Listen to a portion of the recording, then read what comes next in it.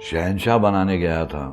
उस वक्त अमित जी काफ़ी बीमार थे और बीमारी की वजह से उनका जो मायस्थीनिया ग्रेविस का अटैक हुआ था उसकी वजह से मेरी पिक्चर ड्रॉप हो गई थी शहंशाह। अब शहंशाह मैंने लिखी थी इसीलिए कि अगर कोई सुपरमैन का रोल अदा कर सकता है तो वो सिर्फ मिस्टर अमिताभ बच्चन थे। तो शहंशाह का आइडिया आया है सुपरमैन से कि एक आदमी जो बहुत ही कमज़ोर दिखता है, तो हमने उसे एक पुलिस इंस्पेक्टर बना दिया था, कमज़ोर पुलिस इंस्पेक्टर, क्योंकि वो ये माना गया है कि पुलिस वाला अगर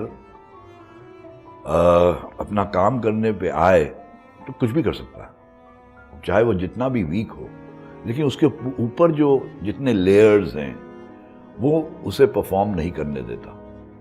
तो ये जानते हुए यही कैरेक्टर विजय जो है, जो सुबह इंस्पेक्टर का ड्रेस पहनता है, वही कैरेक्टर रात में शहंशाह अपना ही एक यूनिफॉर्म, जो पुलिस की वर्दी देखिए दी जाती है क्योंकि एक यूनिफॉर्म है जिसे रिस्पेक्ट किया जाए, जिसे लोग देखते ही समझ जाना चाहिए कि भैया इसके पीछे नेशन का पावर है, ये खाकी यूनिफॉर्म के पीछे। लेकिन वो खाकी यूनिफॉर्म के पीछे और भी कई लेयर्स हैं जो उसे परफॉर्म नहीं करने देते। तो यहाँ भी शहंशाह है जो एक अपना ड्रेस पहन के रात में बाहर निकलता है और अपने ही कानून बनाता है और अपने ही पनिशमेंट देता है। So it was just to show between these two parallels.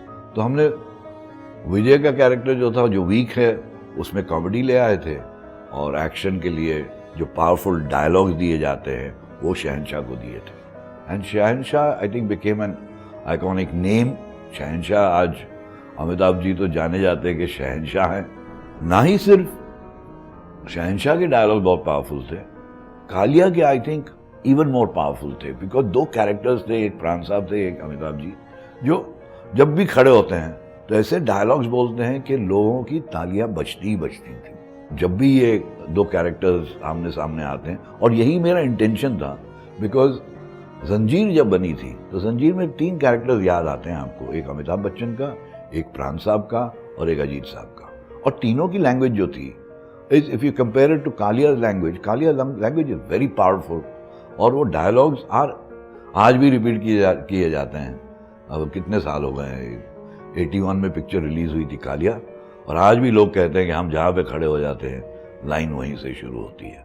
So these are dialogues which I mean only writers with great knowledge of the language they can write।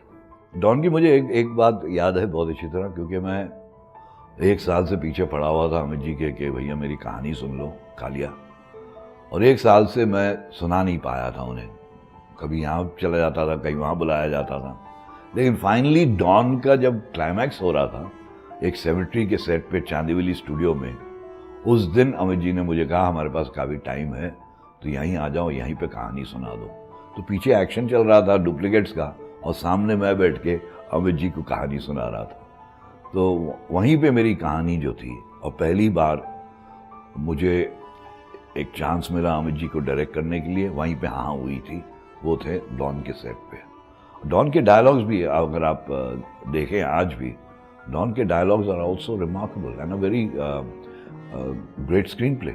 Larger than life एक hero आपका hero बन जाता है तो उसके जो भी वो कहता है, या तो उस पर आप ताली बजाते हैं या फिर उसके डायलॉग याद रह जाते हैं, वो गड़ जाते हैं आपके दिमाग में। और अमिताभ बच्चन वैसे एक्टर हैं जो जिनकी डायलॉग डिलीवरी, जिनकी वॉइस, जिनकी आवाज़, वो एक ऐसा इंप्रेशन छोड़ जाती थी कि it's very difficult to forget his dialogues.